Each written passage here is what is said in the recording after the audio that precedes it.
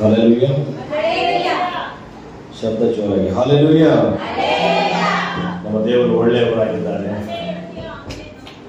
ಈ ದಿನದ ಟಾಪಿಕ್ ಏನಂದ್ರೆ ದೀಕ್ಷಾ ಸ್ಥಾನದ ಬಗ್ಗೆ. ಎಷ್ಟು ಜನ ದೀಕ್ಷಾ ಸ್ಥಾನ ತೆಗೆದುಕೊಂಡಿದ್ದೀರಾ?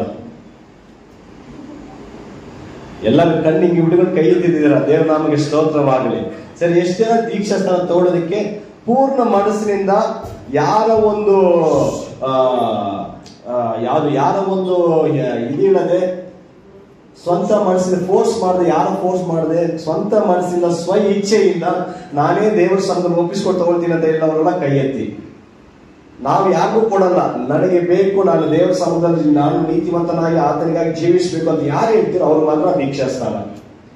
ಓಕೆ, ದೇವರು ನಮಗೆ ಸ್ತೋತ್ರವಾಗಲಿ. ದೀಕ್ಷಾ ಸ್ಥಾನ ತೆಗೆದುಕೊಂಡ ಮುಂಚಿತವಾಗಿ ನಾನು ಅನೇಕ ಸರಿ ದೀಕ್ಷಾ ಸ್ಥಾನದ ಬಗ್ಗೆ ಮಾತಾಡಿದ್ದೀನಿ.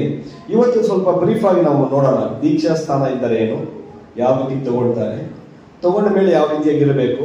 ಇದು ದೀಕ್ಷಾ ಸ್ಥಾನ ತೆಗೆದುಕೊಂಡವ್ರಿಗೂ ಒಂದು ಮೆಸೇಜ್ ಇದೆ. ದೀಕ್ಷಾ ಸ್ಥಾನ ತೆಗೆದುಕೊಂಡವ್ರು ಯಾವ ರೀತಿಯಾಗಿರಬೇಕು ಅನ್ನೋದ್ರ ಕುರಿತು. ಯಾಕಂದ್ರೆ ಗೊತ್ತಿಲ್ಲದೆ ಏನು ಮಾಡೋಕ್ಕಾಗಲ್ಲ. ಒಂದು ಹಳ್ಳ ಇದೆ, ಒಂದು ಬಾವಿ ಇದೆ, ಹೋಗ್ಬೇಡಿ ಅಂತ ಹೇಳಿದ್ರೆ ಏನ್ ಮಾಡ್ತೀರಾ? ಇಲ್ಲ ನಾನು ಹೋಗ್ತೀನಿ ಅಂತ ಹೋಗ್ತೀರಾ? ಏನ್ ಮಾಡ್ತೀರಾ? ಹೋಗಲ್ಲ, ಬೇರೆ ಮಾರ್ಗದಿಂದ ಹೋಗ್ತೀರಾ. ಅದೇ ರೀತಿಯಾಗಿ ದೀಕ್ಷಾ ಸ್ಥಾನವನ್ನು ಸರಿಯಾಗಿ ನೀವು ತಿಳಿದುಕೊಂಡ್ರೇನೆ ಅದರ ಪ್ರತಿಫಲ ಹೊಂದ್ಕೊಳ್ಳೋಕ್ಕಾಗದು. ಮೊದಲಾಗಿ ದೀಕ್ಷಾ ಸ್ಥಾನ ಏನು ತಗೊಳ್ತಾರೆ ಹೇಳಿ ನೋಡೋಣ. ಬಾಯಿ ಬಿಟ್ಟು ಮಾತಾಡಬೇಕು. ಮದುವೆಗೋಸ್ಕರ ದೀಕ್ಷಾ ಸ್ಥಾನ ತೆಗೆದುಕೊಂಡವ್ರು ಎಷ್ಟು ಜನ? ಆಮೇಲೆ ಹೊಡಿಯೋಣಂತ ನೀವು, ಆಮೇಲೆ ಆಡ್ಕೊಡಿ, ಇವಾಗ ಬೇಡ. ಮದುವೆಗೋಸ್ಕರ ದೀಕ್ಷಾ ಸ್ಥಾನ ತೆಗೆದುಕೊಂಡವ್ರು ಎಷ್ಟು ಜನ? ಮನೆ ಹೇಳೋದ್ರಿಂದ ದೀಕ್ಷಾ ಸ್ಥಾನ ತೆಗೆದುಕೊಂಡವ್ರು ಎಷ್ಟು ಜನ? ಏನೋ ದೀಕ್ಷಾ ಸ್ಥಾನ ಕೊಡ್ತಾ ಇದ್ರೆ ನಾವು ಜೊತೆ ಹೋಗಿ ದೀಕ್ಷಾ ಸ್ಥಾನ ತೆಗೆದುಕೊಂಡು ಕೊಡೋಣ ಅಂತ ಹೇಳೋರು ಎಷ್ಟು ಜನ?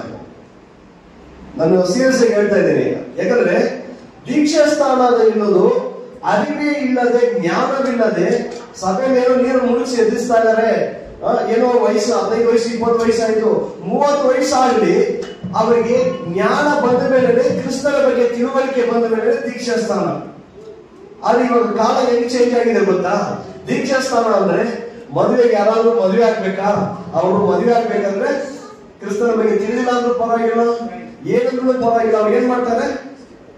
ದೀಕ್ಷಾ ಸ್ಥಾನ ಕೊಡ್ತಾರೆ. 2 ವಾರ 1 ತಿಂಗಳಲ್ಲಿ ಮದುವೆ ಮುಗಿದೋಗುತ್ತೆ. ಕಡೆಯದಾಗಿ ಡೈವರ್ಸ್ ಆಗುತ್ತೆ, ಸಮಾಧಾನ ಇರಲ್ಲ, ಜಗಳ ತುಂಬಾ ಜನ ಆಗಿದೆ. ಕಾರಣ ಹೇಳೋದು ಗೊತ್ತಾ? ದೀಕ್ಷಾ ಸ್ಥಾನ ತೆಗೆದುಕೊಂಡ ಮೇಲೆ ಹೋರಾಟ ಪ್ರಾರಂಭವಾಗುತ್ತೆ. ನಾನು ಹೇಳ್ತೀನಿ ನೋಡಿ, ದೀಕ್ಷಾ ಸ್ಥಾನ ತೆಗೆದುಕೊಂಡ ಮೇಲೆ ನಿಮಗೆ ಬಿಡುಗಡೆ ಆಗುತ್ತೆ. ದೀಕ್ಷಾ ಸ್ಥಾನ ತೆಗೆದುಕೊಂಡ ಮೇಲೆ ನಿಮ್ಗೆ ಆಶೀರ್ವಾದ ಬರುತ್ತೆ, ಐಶ್ವರ್ಯ ಬರುತ್ತೆ, ನಿಮ್ಮ ಜೀವನ ಬದಲಾಗುತ್ತೆ. ಖಂಡಿತವಾಗ್ಲೂ ನಾನು ಹೇಳ್ತಾ ಇಲ್ಲ.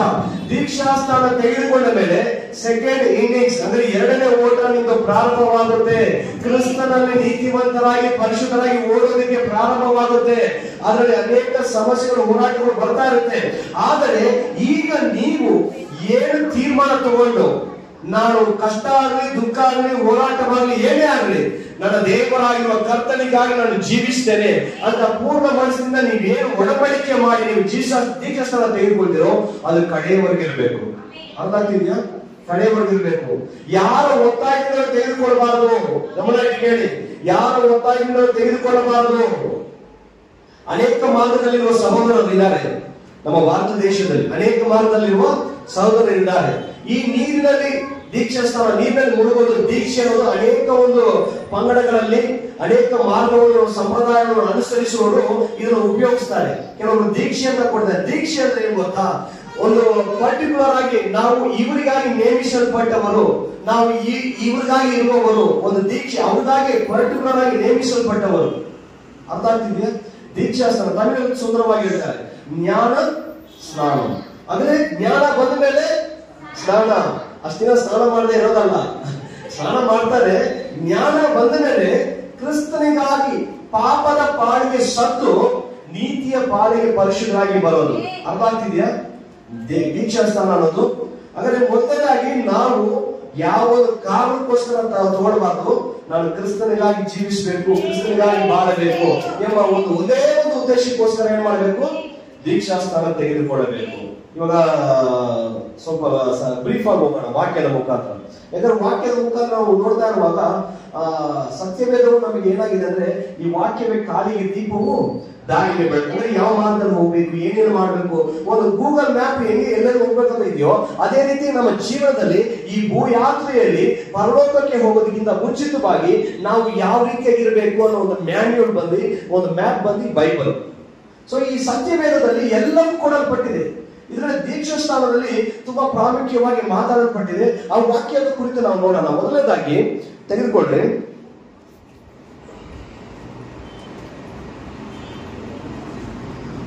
ಅಪೊಸ್ತಲರ ಕೃತ್ಯಗಳು 2ನೇ ಅಧ್ಯಾಯ 38ನೇ ವಾಕ್ಯ. ಮೊದಲಾಗಿ ದೀಕ್ಷಾಸ್ಥಾನ ತೆಗೆದುಕೊಳ್ಳುವುದಕ್ಕೆ ಕಾರಣ ತೆಗೆದುಕೊಂಡ್ರು. ಅಪೊಸ್ತಲರ ಕೃತ್ಯಗಳು 2ನೇ ಅಧ್ಯಾಯ 38ನೇ ವಾಕ್ಯ. ನಿಮ್ಮ ಪಾಪಗಳು ಪರಿಹಾರವಾಗುವುದಕ್ಕಾಗಿ ನಿಮ್ಮಲ್ಲಿಯ ಪ್ರತಿಯೊಬ್ಬರು ದೇವರ ಕಡೆಗೆ ತಿರುಗಿಕೊಂಡು ಯೇಸು ಕ್ರಿಸ್ತನ ಹೆಸರಿನ ಮೇಲೆ ದೀಕ್ಷಾಸ್ನಾನ ಮಾಡಿಸಿಕೊಳ್ಳಿರಿ. ಆಗ ನೀವು ಪವಿತ್ರಾತ್ಮ ದಾನವನ್ನು ಹೊಂದುವಿರಿ. Hallelujah, hallelujah. ಇಲ್ಲಿ ವಾಕ್ಯ ಬರೆಯಲ್ಪಟ್ಟಿದೆ. ಮೊದಲನೇದಾಗಿ ಪೇತ್ರನು ಹೇಳ್ತಾ ಇರೋದು, ಪೇತ್ರನು ಏನಂತ ಹೇಳ್ತಿದ್ದಾನೆ, ನಿಮ್ಮ ಪಾಪಗಳು ಪರಿಹಾರವಾಗಬೇಕಾದ್ರೆ, ಅದೇ ಪೂರ್ವಿಕರ ಪಾಪ, ನಿಮ್ಮ ಒಂದು ವೈಯಕ್ತಿಕ ಜೀವನದಲ್ಲಿ ನೀವು ಮಾಡಿದಂತ ಎಲ್ಲ ಪಾಪ ಪರಿಹಾರವಾಗಬೇಕಾದ್ರೆ ಕ್ರಿಸ್ತನ ಮೇಲೆ, ಯೇಸು ಕ್ರಿಸ್ತನ ಮೇಲೆ ನಂಬಿಕೆ ಇಟ್ಟು ಆತನ ಹೆಸರಿನ ಮೂಲಕ, ತಂದೆ ಮಗ ಪರಿಶುದ್ಧಾತ್ಮನ ಹೆಸರಿನ ಮೂಲಕ ನೀರಿನಲ್ಲಿ ಮುಳುಗಿ ದೀಕ್ಷಾಸ್ನಾನ ತೆಗೆದುಕೊಳ್ಳಬೇಕು. ಹಲ್ಲೆಲೂಯಾ. ಯಾವಾಗ ನಾವು ದೀಕ್ಷಾಸ್ನಾನ ತೆಗೆದುಕೊಂಡ್ರೆ, ನೀವು ಗಮನ ಕೇಳಿ ದಯವಿಟ್ಟು, ದೀಕ್ಷಾಸ್ನಾನ ತೆಗೆದುಕೊಂಡ ಮೇಲೆ ಪರಿಶುದ್ಧಾತ್ಮ ವರವನ್ನು ದಾನವನ್ನು ನಾವು ಹೊಂದಿಕೊಳ್ತೇವೆ. ಅದಕ್ಕೆ ಮುಂಚೆ ಪರಿಶುದ್ಧಾತ್ಮನು ನಮ್ಮ ಮೇಲೆ ಬರಕ್ಕಾಗೋದಿಲ್ಲ. ಯಾಕಂದ್ರೆ ಪಾಪ ಪರಿಹಾರ ಆಗಬೇಕು, ಕ್ರಿಸ್ತನಲ್ಲಿ ನಾವು ಹೂಡಲ್ಪಡಬೇಕು, ಕ್ರಿಸ್ತನಲ್ಲಿ ನಾವು ಸಾಯಬೇಕು. ಯಾವ ರೀತಿ ಕ್ರಿಸ್ತನ ಜೀವಂತವಾಗಿದ್ದೋ ಅದೇ ರೀತಿ ಪಾಪದ ಪಾಲಿಗೆ ಸತ್ತು ನಾವು ಜೀವಂತವಾಗಿ ಹೇಳುವವರಾಗಿರಬೇಕು. ಹಾಗಾಗಿ ಅರ್ಥ ಆಗ್ತಿದೆಯಾ? ದೀಕ್ಷಾಸ್ನಾನ ತೆಗೆದುಕೊಂಡ ಮೇಲೆ ಪಾಪ ಜಾಸ್ತಿ ಆಗುತ್ತೆ. ಗೊತ್ತಾ ನಿಮಗೆ? ಯಾವಾಗ ದೀಕ್ಷಾಸ್ನಾನ ತೆಗೆದುಕೊಂಡ್ರೆ ಅವಾಗೇ ಸಮಸ್ಯೆಗಳು ಜಾಸ್ತಿ ಆಗುತ್ತೆ. ನಾನು ದೀಕ್ಷಾಸ್ನಾನ ತೆಗೆದುಕೊಳ್ಳುವಾಗ ಮಳೆ ಗೊತ್ತಾಗಿದ್ದರೆ ತೆಗೆದುಕೊಂಡಿದ್ದು, ನಾನು ನಿಜ ಹೇಳ್ತೀನಿ, ದೀಕ್ಷಾಸ್ನಾನನೇ ಗೊತ್ತಿಲ್ಲ, ಅದ್ರ ಬಗ್ಗೆ ಗೊತ್ತಿಲ್ಲ.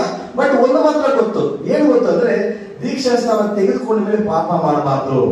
ಇದು ಕ್ಲೀನಾಗಿ ಗೊತ್ತು. ಭಯ ಇತ್ತು, ಇದು ಅದು ಮಾತ್ರ ಇತ್ತು. ಮನೆಯವರೆಲ್ಲ ಹೇಳೋದು, ಇಷ್ಟು ವಯಸ್ಸಾಯಿತು, 15 ವಯಸ್ಸಿಗೆ ತಗೊಂಡಿ, ನಾನು 15 ವಯಸ್ಸಿಗೆ ತಗೊಂಡಿದ್ದು. 15 ವಯಸ್ಸಿಗೆ ತಗೊಂಡೋಗಿ ನೀರು ಮುಡಿಸಿ, 18 ವಯಸ್ಸಿಗೆ ನೀರನ್ನು ಮುಡಿಸಿ ತೆಗೆಯುವಾಗ ಅದ್ರ ಬಗ್ಗೆ ನಾಲೆಜ್ ಇಲ್ಲ, ಅದ್ರ ಬಗ್ಗೆ ಅಷ್ಟು ತಿಳುವಳಿಕೆ ಹೇಳೋರು ಇಲ್ಲ.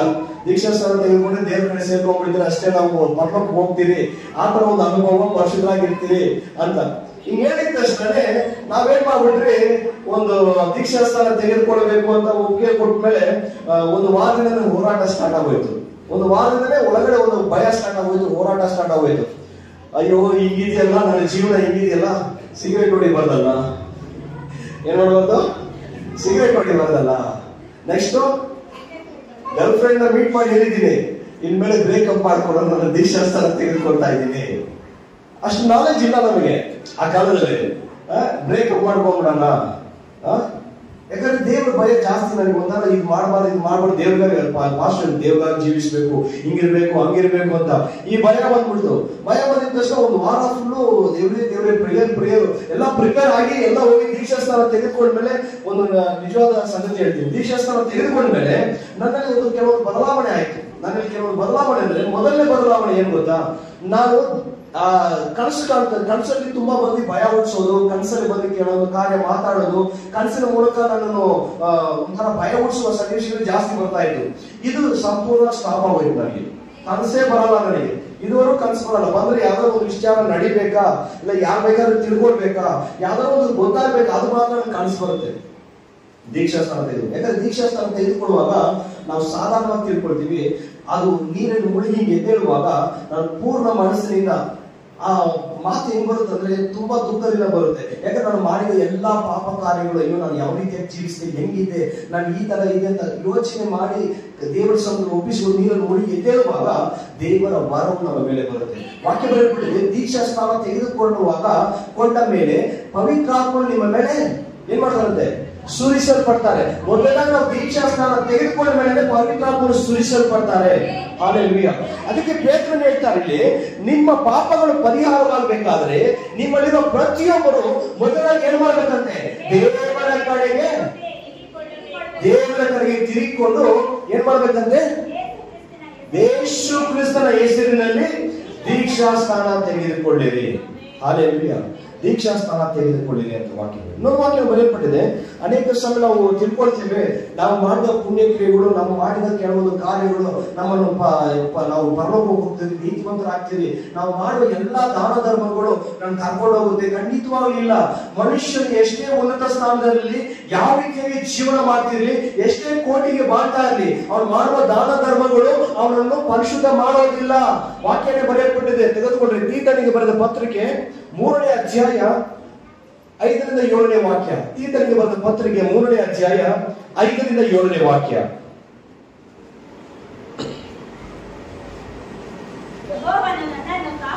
ತೀತನಿಗೆ ಬರೆದ ಪತ್ರಿಕೆ 3ನೇ ಅಧ್ಯಾಯ 5-7. ತೀತನಿಗೆ,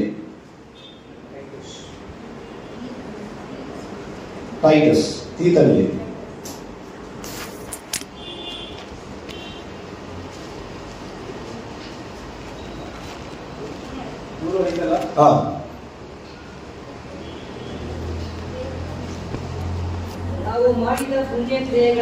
ಕೇಳಿ, ನಾವು ಮಾಡಿದ ಪುಣ್ಯ ಕ್ರಿಯೆಗಳ ನಿಮಿತ್ತದಿಂದಲ್ಲ,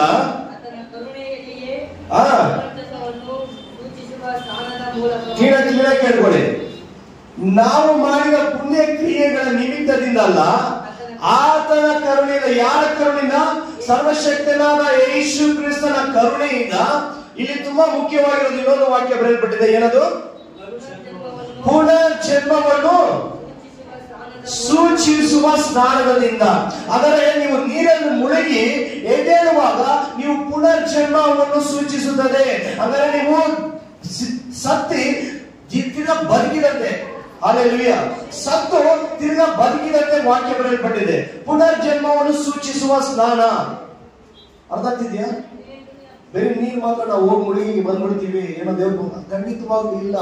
ಮೊದಲಾಗಿ ನಾವು ಅದರಲ್ಲಿ ಪುನರ್ಜನ್ಮವನ್ನು ಸೂಚಿಸುವ ಸ್ನಾನವಾಗಿದೆ.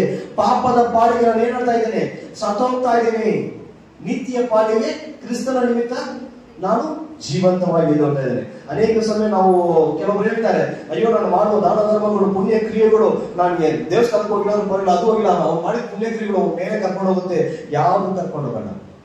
ಯಾವುದು ಕರ್ಕೊಂಡು ಹೋಗೋಣ? ಮೊದಲಾಗಿ ದೇವರು ಹೇಳ್ತಾರೆ, ವಾಕ್ಯ ಬೆಳೆದಿದೆ, ಒಬ್ಬ ನೀರಿನಿಂದಲೂ ಆತ್ಮದಿಂದಲೂ ಹುಟ್ಟದೆ ಹೋದರೆ ಪರಲೋಕ ರಾಜ್ಯ ಪ್ರವೇಶಿಸಲು ಸಾಧ್ಯವಿಲ್ಲ. ಹಾಲೆಲೂಯಾ. ಬರಲಿಕ್ಕೆ ಅದು ಒಬ್ಬನು ನೀರಿನಿಂದಲೂ ಆತ್ಮದಿಂದಲೂ ಹುಟ್ಟದೆ ಹೋದರೆ ಪರಲೋಕ ರಾಜ್ಯ ಪ್ರವೇಶಿಸಲು ಸಾಧ್ಯವೇ ಇಲ್ಲ. ನಾವು ನೀರಲ್ಲಿ ಅನೇಕರು ತಿಳ್ಕೊತಾರೆ, ನಾನು ದೀಕ್ಷಾ ಸ್ಥಾನ ತೆಗೆದುಕೊಂಡಿದ್ದೀನಿ, ದೇವರ ಪಂಕ್ತಿಯಲ್ಲಿ ಪಾಲು ಹೊಂದಾಗಿರಿ ಅಂತ ನೀವು ತಿಳ್ಕೊಂಡಿರ್ಬೋದು. ಆದ್ರೆ ನಾನು ಆತ್ಮದಿಂದ ನಾನು ದೀಕ್ಷಾ ಸ್ಥಾನ ಹೊಂದಿದ್ದೀನ, ಪುನರುತ್ಥಾನ ಹೊಂದಿದ್ದೀನ, ಆತ್ಮದಿಂದ ನಾನು ಹೊಸದಾಗಿ ಹುಟ್ಟಿದ್ದೀನ ಅಂತ ತಿಳ್ಕೊಳ್ಬೇಕು. ಯಾಕಂದ್ರೆ ಇಲ್ಲಿ ಪ್ರೊಸೀಜರ್ ಪ್ರಕಾರ ನೀವು ನೋಡ್ಬೋದು, ನಮಗೆ 30 ವಯಸ್ಸು, 50 ವಯಸ್ಸು, 60, 70 ಎಷ್ಟೇ ಆಗಿರ್ಲಿ, ನಾವು ಒಂದು ಸರಿ ಮರಣ ಹೊಂದಿ ಪುನರ್ಜನ್ಮವನ್ನು ಹೊಂದಿದಾಗ ನಾವು ಹಸು ಮಕ್ಕಳಂತೆ ದೇವರ ಸನ್ನಿಧಾನದಲ್ಲಿ ನಮಗೆ ಒಂದೊಂದು ನೂತನ ಕಾರ್ಯಗಳು, ನೂತನ ಸ್ವಭಾವ ಬರಬೇಕು. ಯಾಕಂದ್ರೆ ವಾಕ್ಯ ಬರೆಯಲ್ಪಟ್ಟಿದೆ, ಕ್ರಿಸ್ತನಲ್ಲಿ ಸೇರುವುದಕ್ಕಾಗಿ ದೀಕ್ಷಾಸ್ನಾನ ಮಾಡಿಕೊಂಡವರು ನೂತನ ಸೃಷ್ಟಿಯಾಗಿದ್ದಾರೆ ಅಂತ. ಅರ್ಥ ಆಗ್ತಿದ್ಯಾ? ನೂತನ ಸೃಷ್ಟಿಯಾಗಿದ್ದಾರೆ. ಅವರು ಪೂರ್ವ ಸ್ಥಿತಿಯೆಲ್ಲ ಹೋಗಿ ಎಲ್ಲ ನೂತನವಾಗಿದೆ ಅಂತ ವಾಕ್ಯ ಬರೆಯಲ್ಪಟ್ಟಿದೆ. ಆದರೆ ಪೂರ್ವ ಸ್ಥಿತಿ ಅಂದ್ರೆ ಏನು? ಕೋಪ, ದ್ವೇಷ, ವಾಗ್ವಾದಗಳು, ಪಾಪದ ಕಾರ್ಯಗಳು, ಪಾಪದ ಚಟಗಳು, ಪಾಪದ ಒಂದು ಯೋಚನೆಗಳು, ಆಲೋಚನೆಗಳು, ಶಾರೀರಿಕ ಇಚ್ಛೆಗಳು ಏನೇ ಆಗಿರಲಿ, ನಿಮ್ಮ ಒಳಗಡೆ ಕಾದಾಡುವ ಎಲ್ಲ ಪಾಪದಿಂದ ನೀವೇನ್ ಮಾಡ್ತೀರಾ? ನೀರನ್ನು ಮುಳುಗಿ ಅದು ಸತ್ತ ನಂತರ ನೀವು ಕ್ರಿಸ್ತನಿಗಾಗಿ ಪುನರ್ಜನ್ಮ ಹೊಂದಿ ಮೇಲೆ ಬರ್ತಿದ್ದೀರಾ. ಅರ್ಥ ಆಗ್ತಿದ್ಯಾ? ಅದು ನೀರಿನಲ್ಲಿ ಮುಳುಗುವಾಗ ಇವಾಗ ನೋಡಿ, ನೀವು ಸ್ನಾನ ಮಾಡೋದು ಏನಕ್ಕೆ ಸ್ನಾನ ಮಾಡ್ತೀರಾ?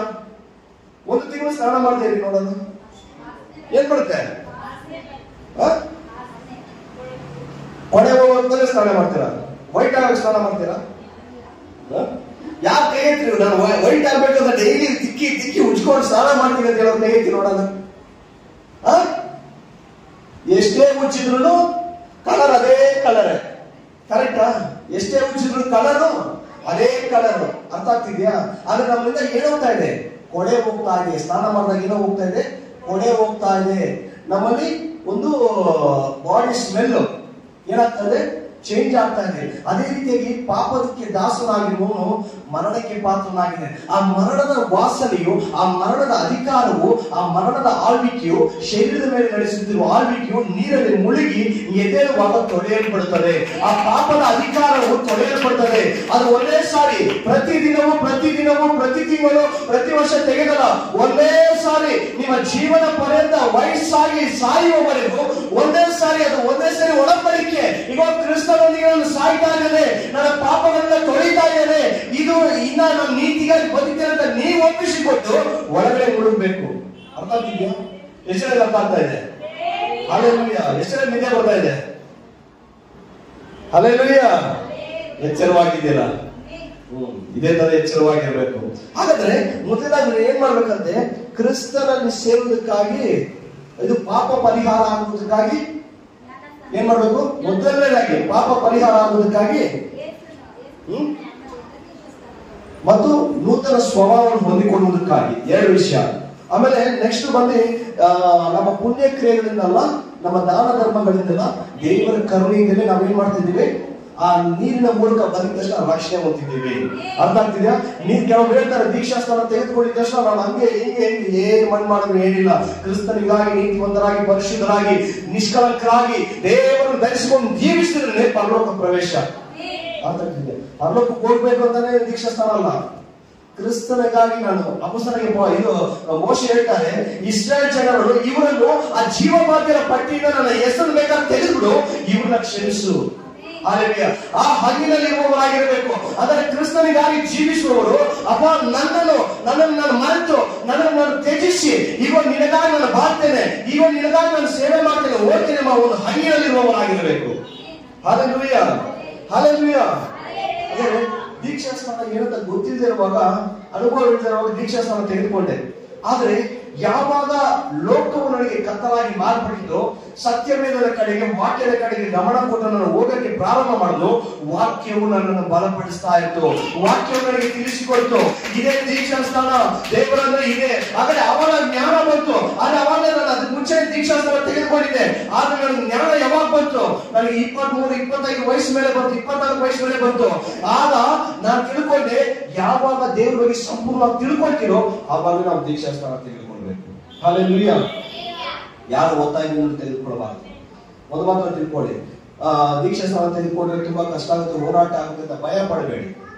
ಬೈಬಲ್ ವಾಕ್ಯ ಹೇಳ್ಬಿಟ್ಟು ದೀಕ್ಷಾಸ್ಥಾನ ತೆಗೆದುಕೊಂಡ್ಮೇಲೆ ದೇವರ ಆತ್ಮ ನಿಮ್ಮ ಮೇಲೆ ಒಟ್ಟು ಸುರಿಸ್ತಾರೆ. ನಿಮಗಂತ ಒಂದು ಸ್ಪೆಷಲ್ ಅನಾಯಿಂಟಿಂಗ್ ಇರುತ್ತೆ. ನಿಮ್ಮ ಮೇಲೆ ದೇವರ ಆತ್ಮ ಸುರಿಸಲ್ಪಟ್ಟು ದುರಾತ್ಮ ನಿಮ್ಮ ಮೇಲೆ ಬರುವಾಗಲೇ, ಸೈತಾನ್ ನಿಮಗೆ ವಿರೋಧವಾಗಿ ಬರುವಾಗಲೇ, ನಿಮ್ಮನ್ನು ಕೆಡಿಸಬೇಕು, ನಿಮಗೆ ಬೀಳಿಸಬೇಕು ಅಂತ ಬರುವಾಗಲೇ ದೇವರ ಆತ್ಮ ನಿಮ್ಮ ಜೊತೆಯಲ್ಲಿ ನಿಮ್ಮೊಂದಿಗೆ ಮಾತಾಡುವವರಾಗಿರ್ತಾರೆ. ಇದು ಮಾಡಬೇಡ, ಇದು ಹೋಗ್ಬೇಡ, ಇದು ಈ ರೀತಿಯಾಗಿರೋ ಅಂತ ನಿಮ್ಮೊಂದಿಗೆ ಮಾತಾಡುವವರಾಗಿರ್ತಾರೆ ದೇವರ ಆತ್ಮನು. ಹಲ್ಲೆಲೂಯಾ. ಸತ್ಯವೇದದ ವಾಕ್ಯ ಹೇಳ್ಬಿಟ್ಟಿದೆ, ದೇವರ ಆತ್ಮನ ಮೂಲಕ ನೀವು ದೇವರ ಆಲಯವಾಗುವುದಕ್ಕಾಗಿ ಕಟ್ಟಲ್ಪಡ್ತಾ ಇದ್ದೀರಾ ಅಂತ ಹೇಳೋ ವಾಕ್ಯ ಬರೆಯಲ್ಪಟ್ಟಿದೆ. ಅಂದ್ರೆ ದೇವರ ಆಲಯವಾಗುವುದಕ್ಕಾಗಿ ಕಟ್ಟಲ್ಪಡ್ತಾ ಇರ್ಬೇಕಾದ್ರೆ ಆ ಪರಿಶುದ್ಧ ಆತ್ಮನ ಮೇಲೆ ಸುರಿಸಲ್ಪಟ್ಟ ಮೇಲೆ ಆತನು ಒಂದೊಂದಾಗಿ ತಿಳಿಸ್ಕೊಡ್ತಾನೆ. ನಮ್ಮ ಮಾತನ್ನು ಬದಲಾಯಿಸ್ತಾನೆ, ನಮ್ಮ ಗುಣಗಳನ್ನು ಬದಲಾಯಿಸ್ತಾನೆ, ನಮ್ಮ ಅಂತರಿಂದ್ರಿಯವನ್ನು ಬದಲಾಯಿಸ್ತಾನೆ, ನಮ್ಮ ಎಲ್ಲ ಪಾಪದ ಚಟಗಳನ್ನು ಬದಲಾಯಿಸ್ತಾನೆ. ಆಮೇಲೆ ಕಡೆಯದಾಗಿ ಆತನು ನಮ್ಮ ಒಳಗಡೆ ಬಂದು ವಾಕ್ಯದ ಪ್ರಕಾರ ದೇವರಿಂದ ದೊರಕಿ ನಿಮ್ಮಲ್ಲಿ ನೆಲೆಗೊಂಡಿರುವ ಪರಿಶುದ್ಧ ಆತ್ಮನಿಗೆ ನಿಮ್ಮ ಶರೀರ ಗರ್ಭಗುಡಿ ಆಗಿದೆ ಎಂಬ ವಾಕ್ಯ ಬರೆದ ಪ್ರಕಾರ ಆತನು ನಿಮ್ಮ ಒಳಗಡೆ ಬಂದು ನಡೆಸ್ತಾನೆ. ಹಲ್ಲೆಲೂಯಾ. ಇದು ತುಂಬಾ ದೊಡ್ಡ ಪ್ರೊಸೀಜರ್. ಕ್ರೈಸ್ತರಿಗಾಗಿದ ತಕ್ಷಣ, ಚರ್ಚಿಗೆ ಬಂದಿದ ತಕ್ಷಣ ಕನ್ವರ್ಟ್, ನೀರಲ್ಲಿ ಮುಳುಗಿ ಎದ್ದಿದ ತಕ್ಷಣ ಕನ್ವರ್ಟ್ ಅಲ್ಲ. ಇದು ಕನ್ವರ್ಟ್ ಅಲ್ಲವೇ ಅಲ್ಲ. ನೀರಲ್ಲಿ ಮುಳುಗಿ ಎದ್ದೋದು ಪಾಪದಿಂದ ನನ್ನ ಪರಿಹಾರ ಆಗಬೇಕು, ನಾನು ರಕ್ಷಣೆ ಹೊಂದಬೇಕು ಅಂತ ಮಾನಸಾಂತರ ಹೊಂದೋದು. ನೀರಲ್ಲಿ ಮುಳುಗೋದಿರುತ್ತೆ ಮಾನಸಾಂತರ, ಪುನರ್ಜನ್ಮವನ್ನು ಸೂಚಿಸುವ ಸ್ನಾನವಾಗಿದೆ. Hallelujah, hallelujah. ತುಂಬಾ ದೊಡ್ಡ ಮೆಸೇಜ್, ನಾನು ಬೇಗ ಹೇಳ್ಕೊಂಡು ಹೋಗ್ತೀನಿ. ಇನ್ನೊಂದು ವಾಕ್ಯ ನೋಡೋಣ. ಮತ್ತಾಯ ಬರೆದ ಸುವಾರ್ತೆ 3ನೇ ಅಧ್ಯಾಯ 11ನೇ ವಾಕ್ಯ. ಅದು ವಾಕ್ಯ ಬರೆಯಲ್ಪಟ್ಟಿದೆ, ನಾವಂತೂ ನಿಮ್ಮ ಮನಸ್ಸು ತಿರುಗಿಕೊಳ್ಳಬೇಕು ಎಂಬುದಕ್ಕೆ ನಿಮಗೆ ನೀರಿನಲ್ಲಿ ಸ್ನಾನ ಮಾಡಿಸುತ್ತೇನೆ. ಆದ್ರೆ ನನ್ನ ಹಿಂದೆ ಬರುವವನು ನನಗಿಂತ ಶಕ್ತನು, ಆತನ ಕೆರಗಳನ್ನು ಹೊರಲಿಕ್ಕೆ ನಾನು ಯೋಗ್ಯನಲ್ಲ. ಆತನು ಪವಿತ್ರ ಆತ್ಮನಲ್ಲಿಯೂ ಬೆಂಕಿಯಲ್ಲಿಯೂ ನಿಮಗೆ ಏನ್ ಮಾಡ್ತಾರಂತೆ? ಸ್ನಾನ ಮಾಡಿಸುವನು. ಹಾಗಾದ್ರೆ 3 ರೀತಿಯಾದ ಸ್ನಾನ ಇದೆ ಇದರಲ್ಲಿ. ಯಾರು ದೀಕ್ಷಾಸ್ಥಾನ ತೆಗೆದುಕೊಂಡ್ರು ಅವ್ರಿಗೂ ಕೇಳಿ, ಗಮನವಿಟ್ಟು ಕೇಳಿ. ದೀಕ್ಷಾಸ್ಥಾನ ತೆಗೆದುಕೊಳ್ಳೋರು ಗಮನವಿಟ್ಟು ಕೇಳಿ. 3 ರೀತಿಯಾದ ಸ್ನಾನ ಇದೆ. ಒಂದು ನೀರಿನಲ್ಲಿ ಸ್ನಾನ, 2ನೇದು ಪವಿತ್ರಾತ್ಮನಲ್ಲಿ ಸ್ನಾನ, 3ನೇದಲ್ಲಿ ಬೆಂಕಿ ಅಲ್ಲ. ಇವಾಗ ನೋಡಿ, ನಾವು ಕೆಲವೊಂದ್ ಕಡೆ ಪ್ರಾರ್ಥನೆ ಮಾಡುವಾಗ, ಕೆಲವೊಂದ್ ಕಡೆ ದುರಾತ್ಮರು ಸೇವಕರಾಗಿ ನಾವಾಗ್ಲೇ ಹೋಗಿ ಪ್ರೇಯರ್ ಮಾಡುವಾಗ ನಾವು ನಿಲ್ಲೋ ಸ್ಥಳದಲ್ಲಿ ದುರಾತ್ಮ ನಿಲ್ಲೋದಿಲ್ಲ, ನಮಗೆ ಮುಟ್ಟಕ್ಕಾಗೋದಿಲ್ಲ. ಅದು ಕೈ ಹಿಡಿದ್ರೆ ಅದು ಉರಿ ಬರುತ್ತೆ, ಅದು ಸಂಕಟ ಆಗುತ್ತೆ. ಕಾರಣ ಏನಂದ್ರೆ ನಮ್ಮ ಮೇಲೆ ಆ ಅಭಿಷೇಕ ಇದೆ, ಆ ಬೆಂಕಿ ಅಭಿಷೇಕ ಇದೆ. ಅದು ನಮಗೆ ಮಾತ್ರ ಅಲ್ಲ, ವಾಕ್ಯ ಬರೆಯಲ್ಪಟ್ಟಿದೆ, ಯಾರು ದೇವರ ನಂಬಿಕೆ ಇರ್ತಾರೋ ಈ 3 ರೀತಿಯಾದ ಆ ಸ್ನಾನವನ್ನು ದೇವರೇ ಮಾಡಿಸೋರಾಗಿರ್ತಾರೆ. ಆದರೆ ನೀವೆಲ್ಲರೂ ಈ ಅಭಿಷೇಕವನ್ನು ಹೊಂದಿಕೊಳ್ಳಲು ಸಾಧ್ಯ. ಪವಿತ್ರಾತ್ಮನಿಂದಲೂ ನೀರಿನಿಂದಲೂ ಬೆಂಕಿಯಿಂದಲೂ ನೀವು ಸ್ನಾನ ಮಾಡಿಸುವ ದೇವರು ಶಕ್ತರಾಗಿದ್ದಾರೆ. ನಮಗ್ ಮಾತ್ರ ಅಲ್ಲ, ನಿಮಗೂ ದೇವರು ಮಾಡುವವರಾಗಿದ್ದಾರೆ. ಕೆಲವು ಸಮಯ ಕೇಳಿದ್ರ, ಲಾಸ್ಟ್ 2-3 ಸಲ ಅಸ್ಪೆಸಿಸ್ಗೆ ಪ್ರೇಯರ್ ಮಾಡಿದಾಗ ಕೆಲವೊಂದು ಕಾರಣಗಳು ಇತ್ತು. ಅವ್ರ ಮನೆಯಲ್ಲಿ ಬೆಂಕಿ ಉರಿತಾ ಇದೆ, ಅವ್ರು ಪ್ರೇಯರ್ ಮಾಡಿದಾಗ ಅವ್ರ ಸುತ್ತಲೂ ಬೆಂಕಿ ಇದೆ. ಕಾರಣ ಏನಕ್ಕೆ? ದೇವರ ಬೆಂಕಿಯಾಗಿ ಅವ್ರ ಸುತ್ತಲೂ ಪ್ರೊಟೆಕ್ಟ್ ಮಾಡ್ತಾ ಇದ್ದಾರೆ. ಯಾವಾಗ ನಾವು ಅನುಮತಿ ಕೊಡ್ತೀರೋ ಆ ಬೆಂಕಿ ನಮ್ಮ ಮೇಲೆ ಆಳ್ವಿಕೆ ಮಾಡುತ್ತೆ. ಅರ್ಥ ಆಗ್ತಿದ್ಯಾ? ನಮ್ಮ ಸುತ್ತಲಿರುವ ಬೆಂಕಿ ನಮ್ಮ ಮೇಲೆ ಆಳ್ವಿಕೆ ಮಾಡ್ತೀವಿ. ನೀವು ಎಲ್ಲಿ ನಡ್ಕೊಂಡು ಹೋಗ್ತೀರೋ, ಎಲ್ಲಿ ಮಾತಾಡ್ತೀರೋ, ಎಲ್ಲಿ ನಿಲ್ತೀರೋ ಅಲ್ಲಿ ಸೈತಾನ್ ನಡೀತಾನೆ. ಕೆಲವೊಂದ್ ಕಡೆ ಹೋಗುವಾಗ ಹೇಳ್ತಾ ಇತ್ತು, ನೀನು ನೋಡಿದೆ ಆ ರೋಡಲ್ಲಿ ನಡ್ಕೊಂಡು ಹೋಗ್ದೆ, ಪ್ರಕಾಶ್ ಹೇಳ್ತಾ ಇರ್ತಾನೆ, ಅವಾಗ ಕಾಮಿಡಿ ಮಾಡ್ತಾ ಇರ್ತಾನೆ. ನೀವು ಹೋಗುವಾಗ ಆ ರೋಡ್ ಹೋಗ್ತಿದ್ದಾಗ ನೋಡ್ಕೊಂಡು ಹೋಗ್ತಾ ಇದ್ದ, ನಾನು ನೋಡಿ ಎಷ್ಟು ನಾಮಕ್ಕೆ ಸ್ತೋತ್ರವಾಗಲಿ, ದೇವರೇ ನಿನ್ನ ರಾಜ್ಯ ಬರಲಿ, ಇಷ್ಟೇ ಹೇಳ್ಕೊಂಡು ಬೇರೆ ಏನಿರಲ್ಲ. ಯಾಕಂದ್ರೆ ಯಾವ್ದು ನಾವು ವಾಲಂಟಿಯರ್ ಏನ್ ಮಾಡಬಾರ್ದು, ದೂಷಿಸಬಾರ್ದು. ದೇವ್ರು ನೋಡ್ಕೊಳ್ತಾರೆ, ಯುದ್ಧವು ಯೆಹೋವನದು. ಅದಕ್ಕೆ ನಾವೇನ್ ಮಾಡ್ತೀವಿ, ದೇವರು ನಿಮ್ಮ ರಾಜ್ಯವಲ್ಲಿ ಸ್ತೋತ್ರ, ದೇವ್ರ ನಾಮಕ್ಕೆ ಮಹಿಮೆ ಉಂಟಾಗಿ ಹೇಳ್ಕೊಂಡು ಹೋಗ್ತೀವಿ. ಬಂದು ಒಂದ್ ಕಡೆ ಹೇಳುತ್ತೆ, ನೋಡ್ದೆ ನೀವನ್ನ ಹಿಂಗೆ ಉರಿ ಬಂತು ನಿನಗೆ ನೋಡಿದಾಗ ಹಂಗೆ ಹೇಳು, ಏನ್ ಮಾಡಕ್ಕಾಗಲ್ಲ. ಕಾರಣ ಏನು ಗೊತ್ತಾ? ನೀರಿನಿಂದ ಹುಟ್ಟಿದ್ದೇವೆ, ಆತ್ಮದಿಂದ ಹುಟ್ಟಿದ್ದೇವೆ, ಬೆಂಕಿಯಿಂದ ನಾವು ಹುಟ್ಟಿದ್ದೇವೆ. ಸೊ ಅದರಿಂದ ನಮ್ಮಲ್ಲಿ ಯಾವುದು ಮುಟ್ಟಕ್ಕಾಗಲಿಲ್ಲ. ಅರ್ಥ ಆಗ್ತಿದ್ಯಾ? ಭಯ ಪಡಬೇಡಿ. ಫಸ್ಟ್ ನಾನು ಇದರಿಂದ ಹೇಳ್ತಿದ್ದೆ, ಅನುಭವ ಹೇಳ್ತಿದ್ದೀನಿ. ನನಗೆ ಭಯ ಬಂದ್ಬಿಡ್ತು, ಈ ತರ ಆ ತರ ಹಿಂಗೆ ಅಂತ.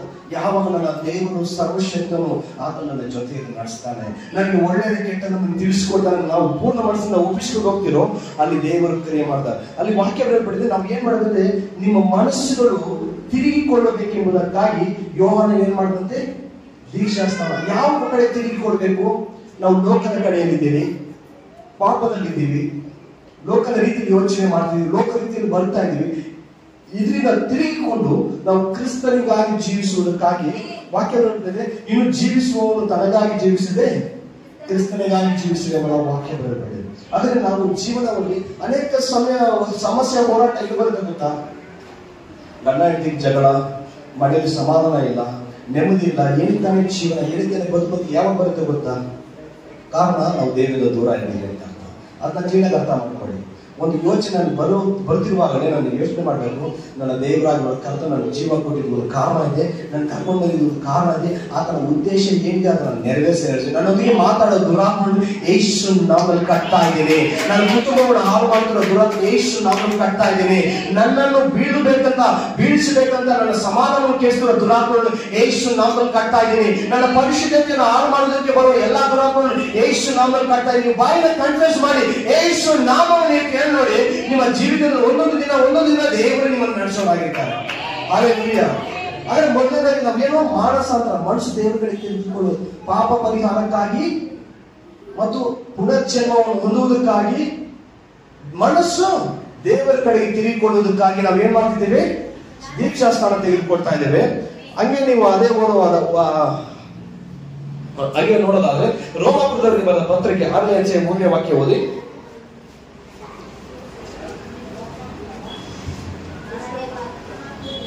ರೋಮಾಪುರದವರಿಗೆ ಬರೆದ ಪತ್ರಿಕೆ 6ನೇ ಅಧ್ಯಾಯ 3ನೇ ವಾಕ್ಯ.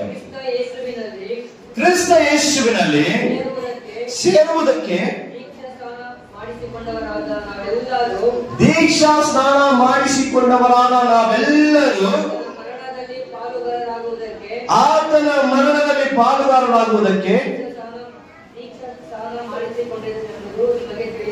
ದೀಕ್ಷಾ ಸ್ನಾನ ಮಾಡಿಸಿಕೊಂಡೆವೆಂಬುದು ನಿಮಗೆ ತಿಳಿಯಲು.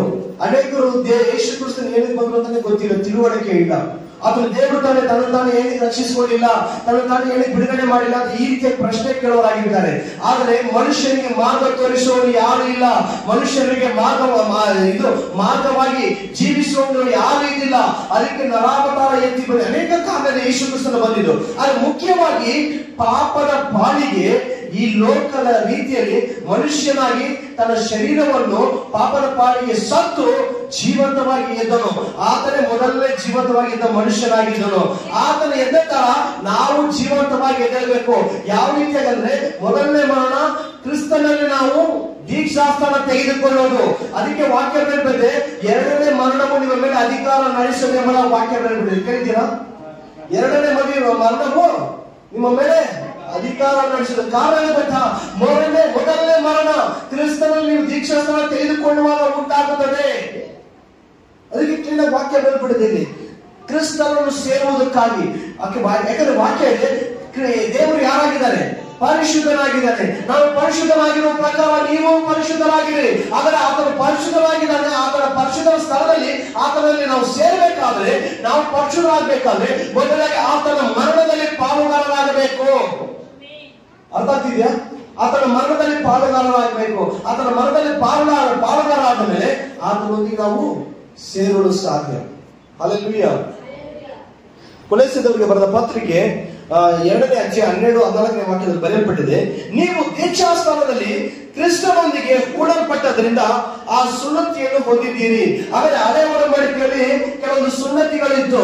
ಕೆಲವು ಆಬ್ರಹ್ಮನ ಕಾಲದಿಂದ ಆಬ್ರಹ್ಮನು ಮತ್ತು ಲೋಟನು ಬಂದಂತ ಅನೇಕ ಒಂದು ಪ್ರವಾದಿಗಳು ಮತ್ತು ನ್ಯಾಯಸ್ಥಾಪಕರು ಅವರ ಒಂದು ಕಾರ್ಯದಲ್ಲಿ, ಆ ಒಂದು ಕಾಲದಲ್ಲಿ ಅನೇಕ ಒಂದು ಸಂಸ್ಕಾರಗಳಿತ್ತು, ಸುನ್ನತಿ ಎಂಬ ಸಂಸ್ಕಾರಗಳಿತ್ತು. ತಮ್ಮ ಗಂಡು ಮಕ್ಕಳನ್ನು ದೇವರಿಗೆ ಕರ್ಕೊಂಡೋಗಿ ಅವರಿಗೆ ಸುನ್ನತಿಯನ್ನು ಮಾಡಿ ದೇವರಿಗೆ ಒಪ್ಪಿಸಿಕೊಡುವ ತಮ್ಮ ಶರೀರದಲ್ಲಿ ಆ ಒಂದು ಗುರುತು, ನಾವು ಕ್ರಿಸ್ತನ ದೇವರ ಕಡೆ ಹೋಗುತ್ತಾ ಗುರುತಿನ ಮೂಲಕ ಏನ್ ಮಾಡ್ತಿದ್ರು? ತಮ್ಮ ಶರೀರದಲ್ಲಿ ನೋವನ್ನು ಮಾಡ್ಕೊಳ್ತಿದ್ರು. ತಮ್ಮ ಶರೀರವನ್ನು ಒಪ್ಪಿಸಿಕೊಡ್ತಾರೆ, ಮಕ್ಕಳನ್ನು ಒಪ್ಪಿಸಿಕೊಡ್ತಾ ಇದ್ರು. ಅರ್ಥ ಆಗ್ತಿದ್ಯಾ? ಶರೀರದ ಮೂಲಕ ಸುನ್ನತಿ ಎಂಬ ಸಂಸ್ಕಾರದ ಮೂಲಕ ಏನಾಗ್ತಿದ್ರು? ತೋರಿಸ್ಕೊಡ್ತಾ ಇದ್ರು. ಆದ್ರೆ ಹೊಸ ಒಡಂಬಡಿಕೆಯಲ್ಲಿ ಯೇಸು ಕ್ರಿಸ್ತನು ಸ್ನಾನದ ಮೂಲಕ ಆ ನೀರಿನಲ್ಲಿ ಆತನ ಮರಣದಲ್ಲಿ ಪಾಲುಗಾರರಾಗುವುದರ ಮೂಲಕ ಒಂದು ಹೊಸ ಸಂಸ್ಕಾರವನ್ನು ಕೊಟ್ಟನು. ಅದೇ ಶರೀರ ಸಂಬಂಧವಾದ ಕ್ರಿಸ್ತನೊಂದಿಗೆ ಸುನ್ನತಿ. ಹಲ್ಲೆಲೂಯಾ. ಅರ್ಥ ಆಗ್ತಿದ್ಯಾ? ವಾಕ್ಯ ಓದಿ ಅದು. ನೀವು ದೀಕ್ಷಾಸ್ಥಾನದಲ್ಲಿ ಕ್ರಿಸ್ತನೊಂದಿಗೆ ಊಡಲ್ಪಟ್ಟಿದ್ದರಿಂದಲೇ ಸುನ್ನತಿಯನ್ನು ಹೊಂದಿದ್ದೀರಿ. ಆ ಸುನ್ನತಿಯನ್ನು ಹೊಂದಿದ್ದೀರಿ. ಹಳೆ ಕಾಲದಲ್ಲಿ ಏನಿತ್ತು? ಆ ಸುನ್ನತಿ ಸಂಸ್ಕಾರ ಇತ್ತು. ಆ ಅಧಿಕಾರವು ನೀರಿನಲ್ಲಿ ಕ್ರಿಸ್ತನೊಂದಿಗೆ ಮುಳುಗಿ ಮೂಡಲ್ಪಟ್ಟಿದ್ದರಿಂದ ನಾವೇನ್ ಮಾಡಿದ್ದೇವೆ? ಹೊಂದಿದ್ದೇವೆ ಎಂಬುದ ವಾಕ್ಯ ಬರೆಯಲ್ಪಟ್ಟಿದೆ. ಯೋಹಾನನು ಬರೆದ ಸುವಾರ್ತೆ 3ನೇ ಅಧ್ಯಾಯ 5ನೇ ವಾಕ್ಯದಲ್ಲಿ ಬರೆಯಲ್ಪಟ್ಟಿದೆ. ಯೋಹಾನನು ಬರೆದ ಸುವಾರ್ತೆ 3ನೇ ಅಧ್ಯಾಯ, ಬರ್ಕೊಳ್ಳಿ ನೀವು ಮನೆ ಹೋಗಿ ಆರಾಮಾಗಿ ಓದಿ. ಯೋಹಾನನು ಬರೆದ ಸುವಾರ್ತೆ 3ನೇ ಅಧ್ಯಾಯ 5ನೇ ವಾಕ್ಯದಲ್ಲಿ ಬರೆಯಲ್ಪಟ್ಟಿದೆ. ಅದಕ್ಕೆ ಯೇಸು, ನಿನಗೆ ನಿಜವಾಗಿ ಹೇಳುತ್ತೇನೆ,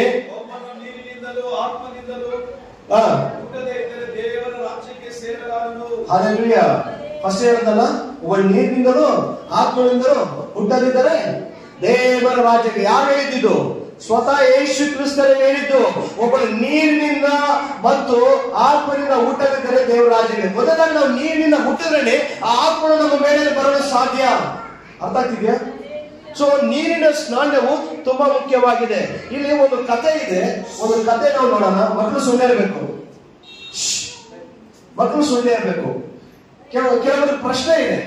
ಏನ್ ಪ್ರಶ್ನೆ ಅಂದ್ರೆ, ದೀಕ್ಷಾಸ್ಥಾನ ತೆಗೆದುಕೊಳ್ಬೇಕಾದ್ರೆ ನಾವು ಎಷ್ಟು ವರ್ಷ ಸಭೆಗೆ ಬರಬೇಕು? ದೀಕ್ಷಾಸ್ಥಾನ ತೆಗೆದುಕೊಳ್ಬೇಕಾದ್ರೆ ಏನೇನು ಇರಬೇಕು? ಯಾವ ಒಂದು ಎಷ್ಟು ವರ್ಷ ಇರಬೇಕು? ಎಕ್ಸ್ಪೀರಿಯನ್ಸ್ ಇರಬೇಕು? ಏನೇನು ಮಾಡಬೇಕು ಅಂತ ಕೆಲವೊಂದು ಪ್ರಶ್ನೆ ಇದೆ. ಇದೆಯಾ? ಕೈ ಎತ್ತಿ. ಇದೆಯಾ ಇಲ್ವಾ? ಸರಿ, ನಾನು ದೀಕ್ಷಾಸ್ಥಾನ ತಗೊಳ್ಬೇಕಾದ್ರೆ ಎಷ್ಟು ವರ್ಷ ಬರಬೇಕು ಸಭೆಗೆ, ಏನೇನು ಮಾಡಬೇಕು, ಇದೆಲ್ಲ ಇದೆ ತಾನೆ. ಇವಾಗ ಏನಿದೆ ನಿಮ್ಗೆ ಅರ್ಥ ಆಯ್ತಾ? ದೀಕ್ಷಾಸ್ಥಾನ ಯಾವ ರೀತಿ ತಗೊಳ್ಬೇಕು, ಏನು ದೀಕ್ಷಾಸ್ಥಾನ ಅಂದ್ರೆ ಏನು ಎಲ್ಲ ತಿಳ್ಕೊಂಡು ಅರ್ಥ ಆಯ್ತಾ? ಇವಾಗ ದೀಕ್ಷಾಸ್ಥಾನ ಎಂತವ್ರು ತಗೋಬಹುದು, ಎಷ್ಟು ದಿನ ಅವ್ರು ಬರಬೇಕು ಅನ್ನೋದ್ರ ಪ್ರಕಾರ ಅನ್ನೋದನ್ನ ನಾವು ಒಂದು ಕಥೆ ನೋಡೋಣ. ಅದರಲ್ಲಿ ಬಂದು ಇಲ್ಲಿ ಅಪೊಸ್ತಲ ಕೃತ್ಯದಲ್ಲಿ ಬರೆಯಲ್ಪಟ್ಟಿದೆ, ಒಬ್ಬ ರಾಣಿಯ ಕಂಚಿಕೆ ಆಗಿದ್ದವನು. ವಾಕ್ಯ ತೆಗೆದುಕೊಳ್ರಿ, ಅಪೊಸ್ತಲ ಕೃತ್ಯಗಳು 8:26.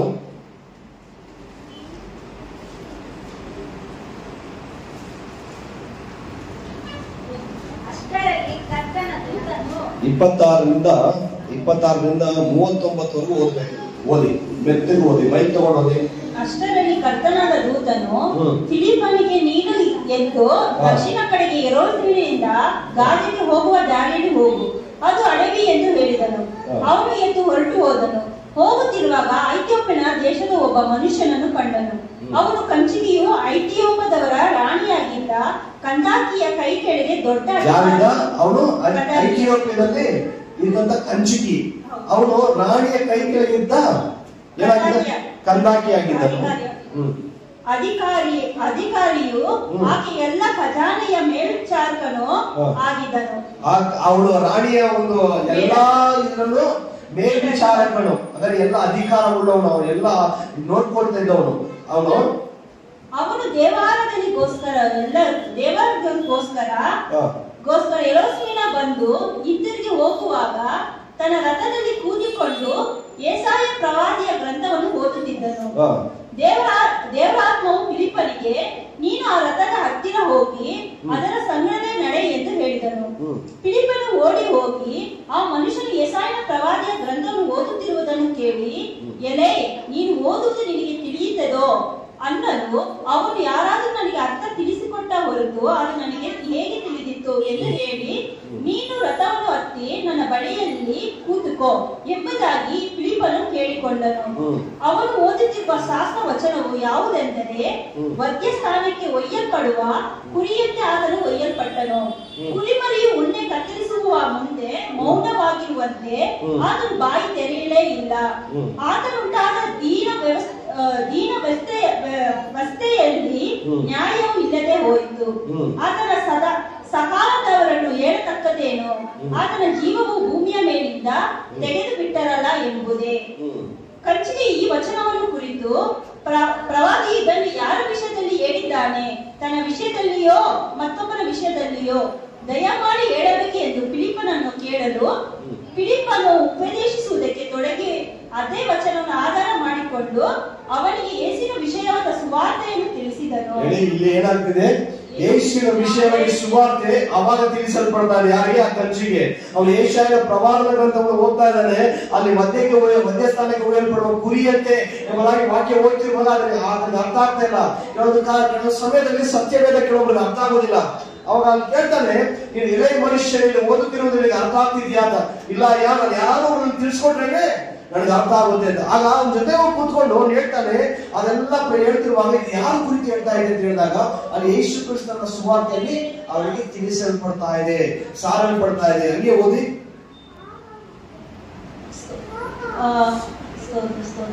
ಅವನಿಗೆ ಯೇಸುವಿನ ವಿಷಯವಾದ ಸುವಾರ್ತೆಯನ್ನು ತಿಳಿಸಿದನು.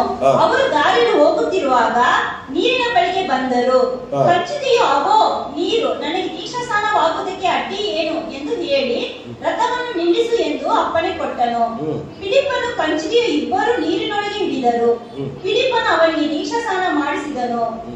ಅವರು ನೀರನ್ನು ಬಿಟ್ಟು ಮೇಳೆಗೆ ಬಂದಾಗ ಕರ್ತನ ಆತ್ಮ ಫಿಲಿಪ್ಪನನ್ನು ಎತ್ತಿಕೊಂಡು ಹೋಗಲಾಗಿ ಕಂಚಿಗೆ ಸಂತೋಷವುಳ್ಳಾಗಿ ತನ್ನ ದಾರಿ ಹಿಡಿದು ಅವನು ಕಾಣಲೇ ಇಲ್ಲ.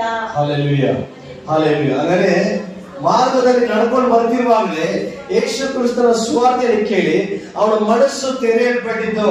ಅಯ್ಯೋ, ಎಷ್ಟು ಒಳ್ಳೆಯ ದೇವರು, ನನಗಾಗಿ ಶಿಲುಬೆಯಲ್ಲಿ ಹೊಡೆಯಲ್ಪಟ್ಟು ಜಜ್ಜಲ್ಪಟ್ಟು ಆತನಿಗಾಗಿ ನಾನು ಜೀವಿಸಬೇಕು, ಆತನಿಗಾಗಿ ನಾನು ಬದುಕಬೇಕು ಅಂತ ಅಲ್ಲೇ ತೀರ್ಮಾನ ಮಾಡಿಕೊಂಡು ಅವನೇ ಕೇಳ್ತಾ ಇದ್ದಾನೆ, ಫಿಲಿಪ್ಪನೇ, ಇನ್ನೇನು ತಡ ಮಾಡ್ತಿದ್ಯಾ? ಅಯ್ಯ, ಅಲ್ಲೇ ನೀರಿದೆ, ಅಲ್ಲೇ ಕೊಳ ಇದೆ, ಅದು ನನಗೆ ದೀಕ್ಷಾಸ್ನಾನ ಕೊಡೋದು ಅಂತ ಅವನೇ ಕೇಳ್ತಾ ಇದ್ದಾನೆ. ಇವಾಗ ಅರ್ಥ ಆಗ್ತಿದ್ಯಾ? ದೀಕ್ಷಾಸ್ನಾನ ಯಾವಾಗ ತಗೊಳ್ಬೇಕು? ಒಂದು ದಿನ ಆಗ್ಲಿ, ಅರ್ಧ ದಿನ ಆಗ್ಲಿ, 1 hour ಆಗ್ಲಿ, ನೀವು ಏನೇ ಆಗಿರಿ, ಯೇಸು ಕ್ರಿಸ್ತನು ನಿಮ್ಮನ್ನು ಮುಟ್ಟಿ ಆತನಿಗಾಗಿ ನೀವು ಜೀವಿಸಬೇಕು. ಸಂಪೂರ್ಣವಾಗಿ ನೀವು ಪೂರ್ಣ ಮನಸ್ಸಿನಿಂದ ಒಪ್ಪಿಸಿಕೊಂಡು ಸತ್ತರು ಬದುಕಿದ್ರು ಆತನಿಗಾಗಿ ನೀವು ಯಾವಾಗ ತೀರ್ಮಾನ ಹೊರಗಡೆ ಬರ್ತಾ ಇದೆಯೋ ಆಗಲೇ ನೀವು ದೀಕ್ಷಾಸ್ನಾನ ತಗೊಳ್ಳೋದು ಅರ್ಹರಾಗಿದ್ದೀರಾ, ಸಿದ್ಧರಾಗಿದ್ದೀರಾ. ಅದಕ್ಕಂತ ಯಾವ ಕೋರ್ಸ್ ಇಲ್ಲ, ಅದಕ್ಕಂತ ಇಷ್ಟು ವರ್ಷ ಬರ್ಬೇಕು, ಅನ್ಬೇಕು ಇದಂತಲ್ಲ ಇಲ್ಲ. ಆದ್ರೆ ನಿಮಗೆ ನೀವು ಸಾಕ್ಷಿ ಇದ್ದೀರಾ, ಮರೆಯಬೇಡಿರಿ. ದೇವರ ಸಮ್ಮುಖದಲ್ಲಿ ನಿಮಗೆ ನೀವು ಸಾಕ್ಷಿಯಾಗಿದ್ದೀರಾ. ಅರ್ಥ ಆಗ್ತಿದ್ಯಾ? ಸೊ ಅಲ್ಲಿ ಫಿಲಿಪ್ಪನು ಏನ್ ಮಾಡ್ದ? ಆತನಿಗೆ ದೀಕ್ಷಾಸ್ನಾನ ಕೊಟ್ಟರು.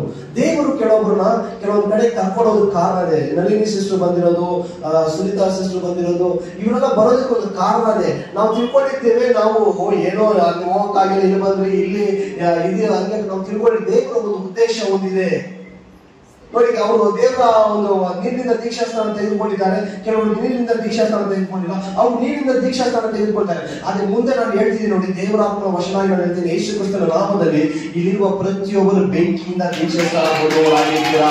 ಯಾಕಂದ್ರೆ ಬೇರೆ ಇಲ್ಲಿರುವ ಸುತ್ತ ಜನರು ನಡುಗುವಂತೆ, ದುರಾತ್ಮಗಳು ನಡುಗುವಂತೆ ಬೆಂಕಿ ಅಭಿಷೇಕ ನಿಮ್ಮ ಮೇಲೆ ಇಳಿಯುವಂತಾಗಿದೆ. ಅರ್ಥ ಆಗ್ತಿದ್ಯಾ? ಮೊದಲಾಗಿ ನಾನು ಸಿದ್ಧನಾಗಿರಬೇಕು. ನಾನು ಸಿದ್ಧನಾಗಿ ನಾನು ಬಿಟ್ಕೊಡಬಾರದು. ನಾನು ನನ್ನ ಒಂದು ಅಂತರ್ಯವು ಕ್ರಿಸ್ತನಲ್ಲಿ ಯಾವ ವಿಷಯದಲ್ಲಿ ನಾನು ತಿರ್ಬೇಕು ಗೊತ್ತಾ? ಲೋಕದ ಸಂಬಂಧದಲ್ಲಿ, ಲೋಕದ ವಿಷಯದಲ್ಲ, ನಾನು ಕ್ರಿಸ್ತನಲ್ಲಿ ಪರಿಶುದ್ಧನಾಗಿದ್ದೀನಿ ಅಂತ ಧೈರ್ಯವಾಗಿ ದೃಢವಾಗಿ ಹೇಳುವ ಒಂದು ಮಾತು ನಿಮ್ಮಲ್ಲಿ ಇರಬೇಕು. ಯಾಕಂದ್ರೆ ನಿಮ್ಮ ಮನಸ್ಸು ಸಾಕ್ಷಿ ಕೊಡುತ್ತೆ, ನಿಮ್ಮ ಅಂತರ್ಯದ ಸಾಕ್ಷಿ ಕೊಡುತ್ತೆ. ವಾಕ್ಯಗಳಲ್ಲಿ ಬಿಡಿದೆ, ದೇವರು ಹೃದಯವನ್ನು ಶೋಧಿಸುವವರು ಅಂತ. ಅರ್ಥ ಆಗ್ತಿದ್ಯಾ? ಸೊ ದೀಕ್ಷಾಸ್ಥಾನ ಯಾವಾಗ ಬೇಕಾದ್ರೂ ತೆಗೆದುಕೊಳ್ಬಹುದು, ಯಾವ ಅಭ್ಯಂತರವೂ ಇಲ್ಲ. ಅದು ಒಂದು ಮಾತ್ರ, ಒಂದೇ ಒಂದು, ನೀವು ಸಿದ್ಧರಾಗಿದ್ದೀರಾ.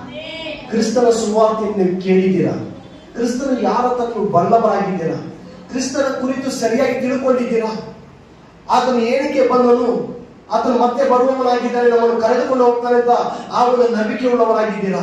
ನೀವು ದೀಕ್ಷಾಸ್ಥಾನಕ್ಕೆ ಅರ್ಹರಾಗಿದ್ದೀರಾ. ಹಲ್ಲೆಲೂಯಾ. ಅದನ್ನೇ ಇವಾಗ ದೀಕ್ಷಾಸ್ಥಾನದ ಕುರಿತು ಏನೇನು ನೋಡಿದ್ರಿ? ಪಾಪ ಪರಿಹಾರಕ್ಕಾಗಿ, ಕ್ರಿಸ್ತನೊಂದಿಗೆ ಸೇರುವುದಕ್ಕಾಗಿ, ಪುನರ್ಜನ್ಮ ಹೊಂದುವುದಕ್ಕಾಗಿ, ಮತ್ತೆ ದೀಕ್ಷಾಸ್ಥಾನ ಯಾವಾಗ ತೆಗೆದುಕೊಳ್ಳಬೇಕು ಅದ್ರ ಕುರಿತು ವಾಕ್ಯ ನೋಡಿದ್ರಿ. ಇವಾಗ ದೀಕ್ಷಾಸ್ಥಾನ ತೆಗೆದುಕೊಂಡ ಮೇಲೆ ಏನಾಗಿರಬೇಕು? ಓಕೆ, ವಾಕ್ಯ ನೋಡೋಣ. ಗಲಾತ್ಯದವರಿಗೆ ಬರೆದ ಪತ್ರಿಕೆ 3ನೇ ಅಧ್ಯಾಯ 23ನೇ ವಾಕ್ಯ.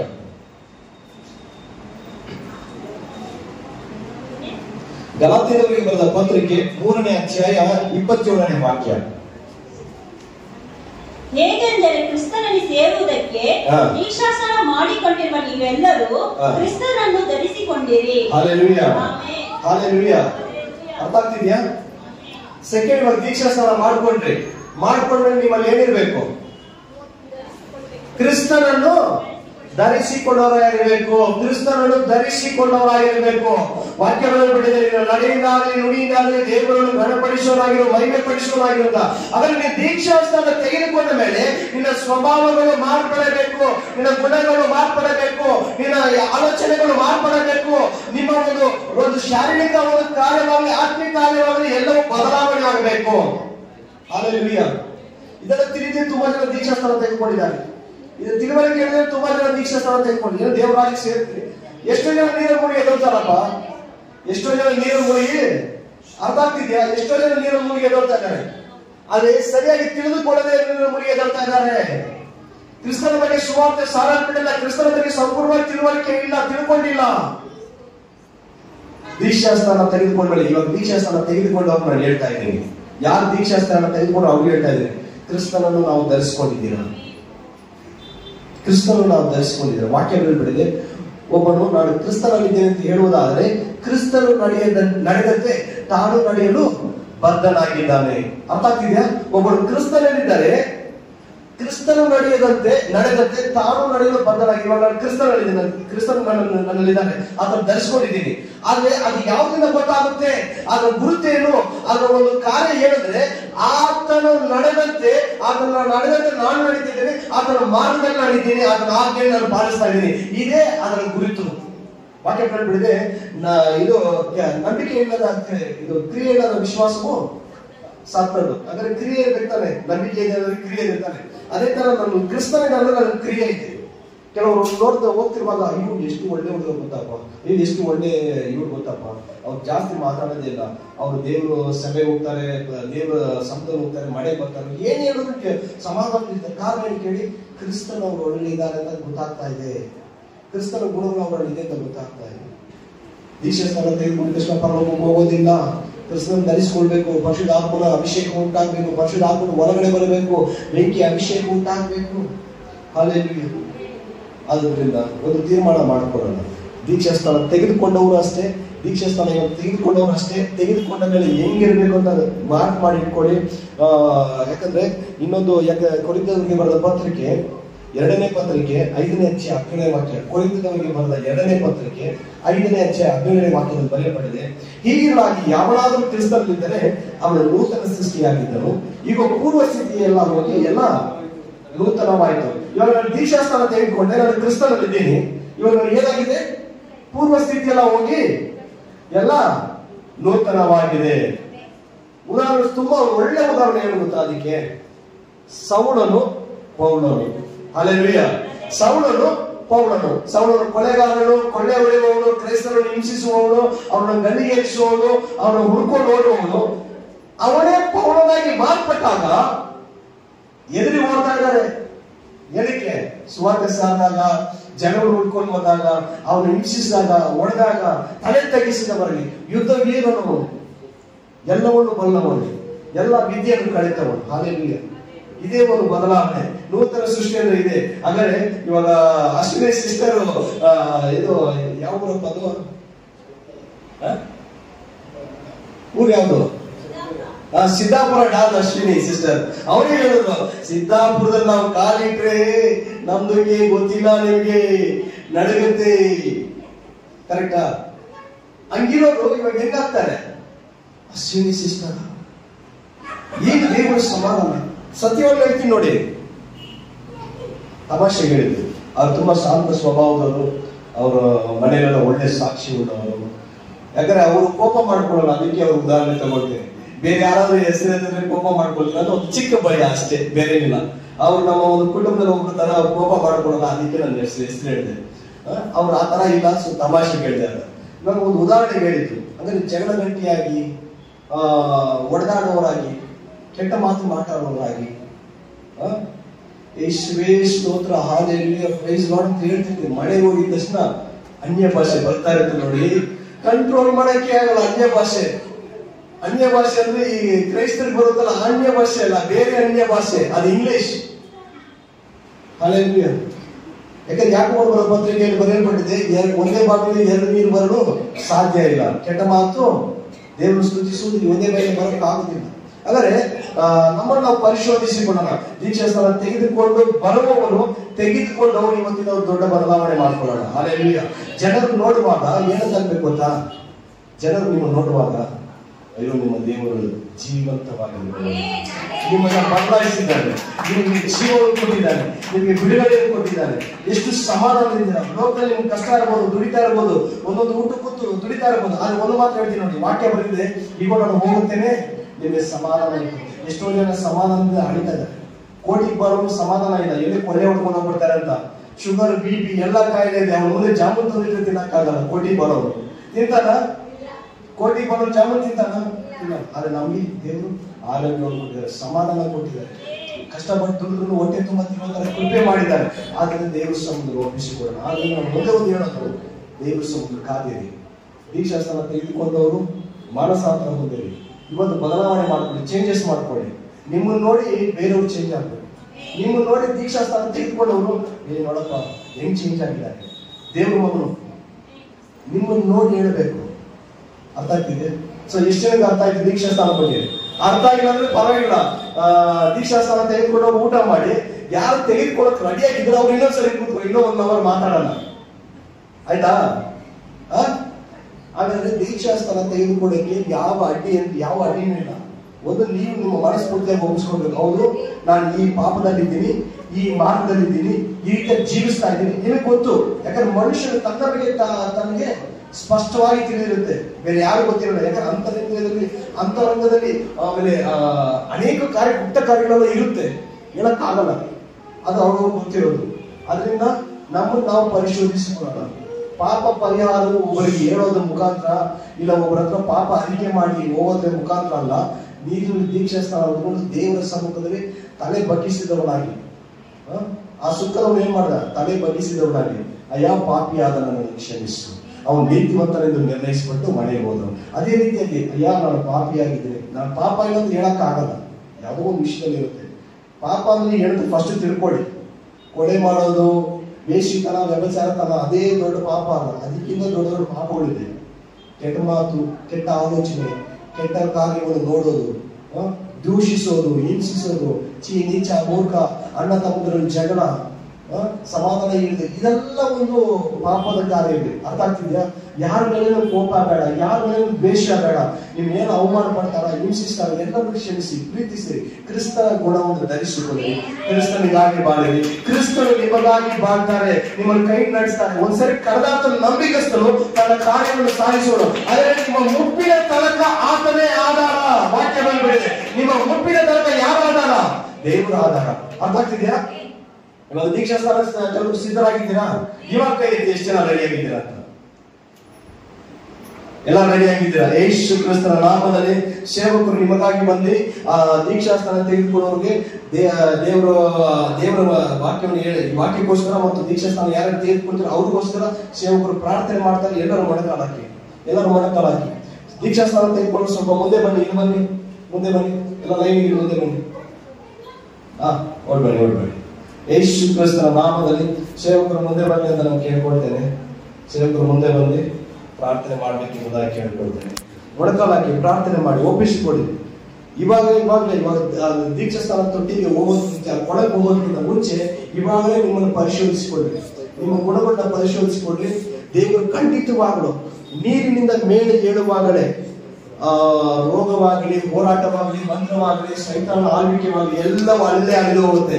ಯೇಸು ಕ್ರಿಸ್ತನ ನಾಮ ನಾನು ಹೇಳ್ತೀನಿ ನೋಡಿ, ಆ ನೀರು ಒಳಗಡೆ ಮುಳುಗಿ ಎದ್ದೇಳುವಾಗಲೇ ಎಲ್ಲ ಮಾಟ ಮಂತ್ರಗಳು, ದುರಾತ್ಮನ ಕ್ರಿಯೆಗಳು, ರೋಗ ರುಚಿಗಳು, ಸೈತಾನ ಆಳ್ವಿಕೆಗಳು ಆದರೆ ಉರಿದು ಹೋಗುತ್ತದೆ ಯೇಸು ಕ್ರಿಸ್ತನ ನಾಮದಲ್ಲಿ.